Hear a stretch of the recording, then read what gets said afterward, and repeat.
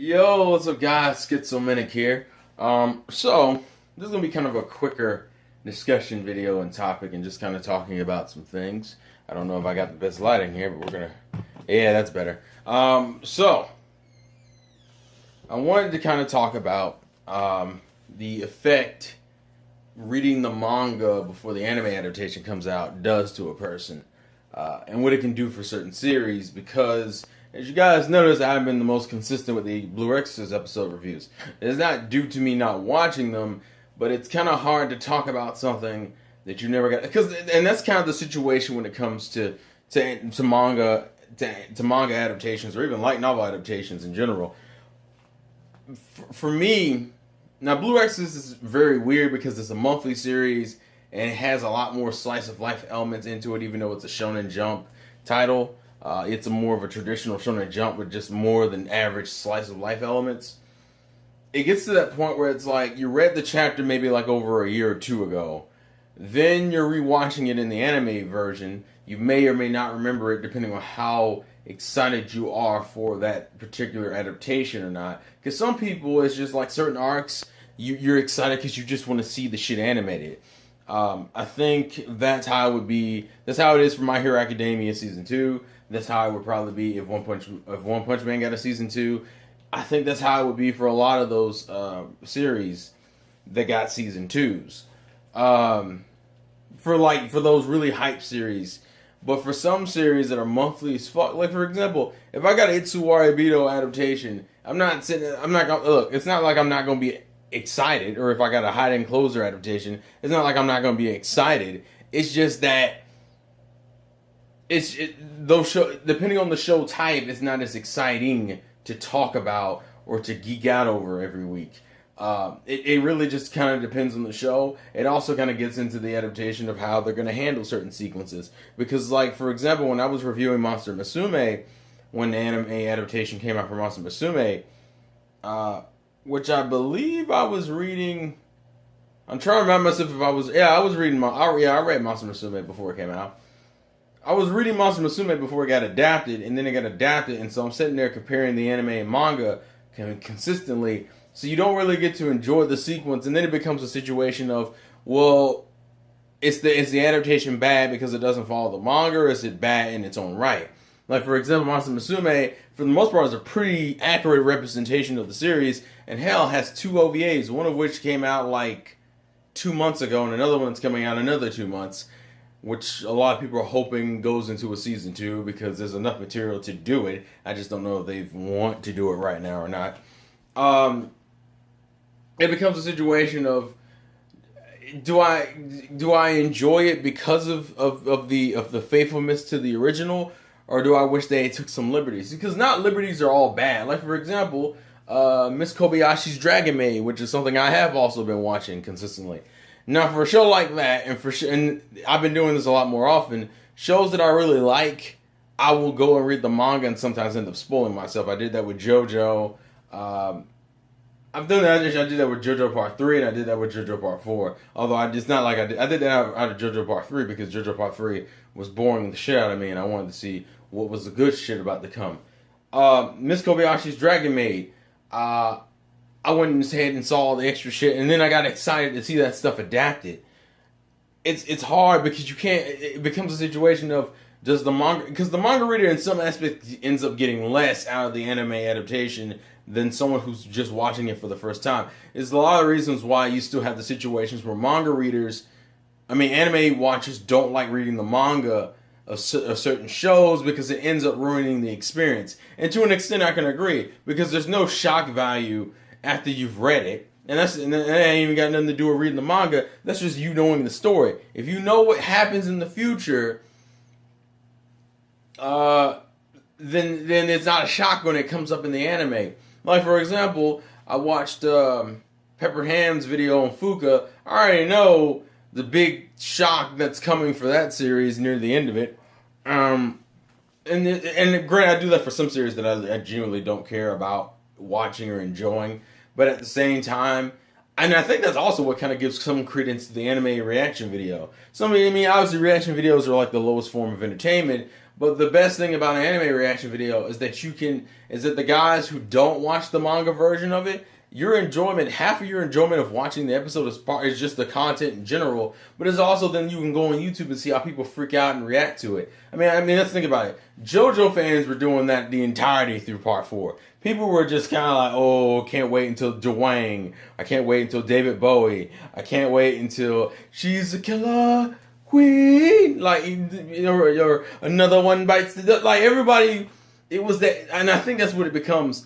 Is that half of the fun for us, like the ones like me who end up reading the manga or the light novel of certain series, we get more of a kick out of the reaction videos, and maybe that's how this. And I think that's kind of how the community has been going. Is that we're kind of creating this little interesting cycle. You have the anime only watchers who are watching stuff for the first time. You have the manga readers who just like reading manga and will find new shit, and then it gets adapted and it's like, cool, I'm gonna go look that up. And then you have this cool little circle where then the anime comes out, and you got the anime watchers watching and reacting to it, and you got the manga readers looking at the adaptation. And so it becomes a situation of, well, the manga readers are just looking for a good adaptation of a series that they care a lot about, like Hunter x Hunter's 2011 adaptation. Adaptation is go to shit. But for them, me, that was my first time watching Hunter x Hunter. I had never read the manga for Hunter x Hunter, so I didn't know anything that was going on. And I think that's where the problem comes in when it hits that season 2 gap, because it's like, oh, like Hunter x Hunter was a straight shot. There was no break from what I remember. Hunter x Hunter was consistent the entirety way through 2011 until it fucking ended, which I think was in like 2013, 2012 or 2013. The anime lasted all year, and it was consistently good, and animation got better near the later episodes. That shit is great. But when you hit that season 2, you give me a gap, then it makes me want to go look up the manga. That's what I ended up doing for Snafu Season 2. Because Snafu Season 2, I ended up spoiling myself because, at least for the latter events of Season 2, because I watched Season 1, loved Season 1, then I found out it was based on a light novel and went and started looking everything up, and then that's where some people would say that's where the issue came in, because then Season 2's reviews, for me, although were still interesting because that show was good enough to where it could survive. I think it's almost like a blow. Once you know what happens, it's a testament to the show that the show is still good after that. And it's also just due to our society becoming this whole instant gratification. I want to get it now. So like when the first season's coming out, and that's why people start spoiling themselves in the middle of the series. And like now I can kind of get through a first season for the most part. It's like half and half now. I've actually noticed I've become more and more impatient because I'll end up spoiling myself. Like Miss Kobayashi's Dragon Maid. That series is literally airing right now, and I've already spoiled myself on like a few or 4 chapters. A few storylines that are about to happen, like the one that happens next week, the beach one. I already know about it. The anime that's about the I think comes out next season about the guy who just wants a girlfriend, and he gets the girlfriend, and he thinks it's that whole he thinks that she's not really into him and she's using him, but he's like, fuck it, if I could lose my virginity, I don't really give a damn kind of care. I've already looked that up. I've looked up a few of these series, and I think and granted nowadays it's because I need to test to see which shows I really give a fuck about watching. Because, it used to be a situation, you looked at the picture, thought the picture was cool, and said, fuck it, I'll go watch it. Now it's like, I gotta watch the picture, check the genre, see what kind of characters they're doing. And I think that happens as you mature as an anime fan. You see more and more of that shit, and so you become more and more aware of what you do and don't like. It's essentially you developing your taste, and that's what ends up happening. I don't know how it is for some of you guys who read the mangas for certain shows and then watch the adaptations. Is it always hype for you, or does it depend on the show? Like Gintama fans, where Gintama always takes a break between like arcs, which is good because please, Toei, take a goddamn note. They take breaks in between their arcs, and then they disappear for like a season or two. Come back, the animation's still consistent, the comedy's still consistent. You get these cool ass fucking arcs, and the show never feels like shit because they took the time and braked it up. But for those who are fans of Gintama, does that hurt? That you have to wait a whole season before you get another one, and it makes you want to go read the manga, or what? Like, I'm not sure. I'm curious because I don't have that many shows I have to deal with. Gintama is a very unique situation in its own right. But I mean, for us, the closest for me would be like My Hero Academia Season 2. I've been known what happens. I knew what was going on in Season 2 when I was watching Season 1. And granted, I didn't do episode reviews of Season 1 because there was no point in it. It's like there are certain shows that I think I look forward to the adaptations, but don't necessarily make for the best videos.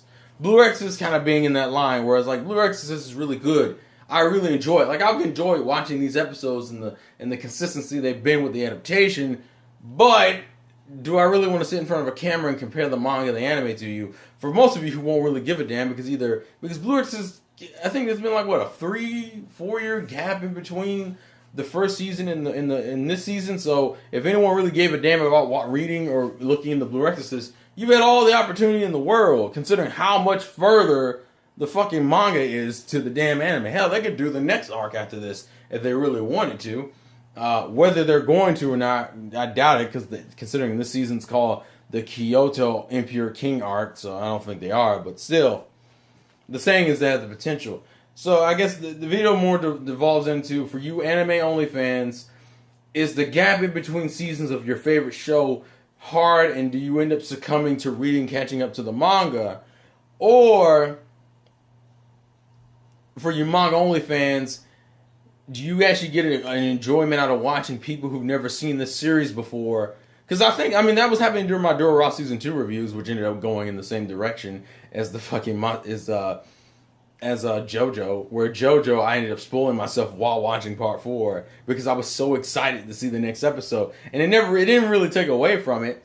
I actually think that's probably the best of both worlds, where I start off the series like 4, 5, 6, 7 episodes in, and then all of a sudden I'm like, man, I'm really getting into it. I'll go read the manga. I'll do this thing where I jump back and forth. I'm just curious how everyone else feels about this whole thing. Like if you rather just watch the, and I do miss that, watching the anime straight, but I think I've kind of hit that balance where, like, Miss Kobayashi's Dragon Maid, I watched like the first 4 or 5 episodes, really started enjoying it, started glancing at the manga a little bit, start seeing things I liked and seeing things I got to look forward to. Like last episode I'd already read. I don't know necessarily if it's the best thing in the world, but I think it creates a more because I think that, and that's the cool thing about the community right now, is that you got the reaction videos and then you got the people who read the manga, so you have like 2 different types of discussions going on. It's crazy how the same show can spark 2 different types of discussions, because now now the manga readers can watch an anime fan's perspective who hasn't seen the rest of the series and doesn't know what's about to happen, and see how they're looking and how they're approaching, because you can get a completely different fucking view. You get a completely different view of the same series from someone who's only watching it on a weekly basis, where it's like, for example, I think in JoJo Part 4, people's biggest concern with Part 4, one of the most iconic scenes in Part 4, I think for a lot of people, was the Josuke breaking the motorcycle, flying over the baby, and then reforming the motorcycle. In the manga, a lot of people say that was their favorite fucking scene. In the anime, it was just kind of alright.